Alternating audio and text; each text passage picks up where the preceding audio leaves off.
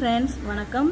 நான் நல்ல நண்டு எப்படி வாங்கணும்னு சொல்லியிருப்பேன். நல்லா இல்லாதது இப்போ இதில் இருந்தது நான் உங்களுக்கு காட்டுறீங்க பாருங்கள். எப்படி அமுங்குது பார்த்தீங்களா? இது நல்லா இல்லை நண்டு, சொல்ல நண்டு. இதை தான் நம்மளுக்கு நண்டு கூட வச்சு கொடுத்துட்டாங்க பாருங்கள்.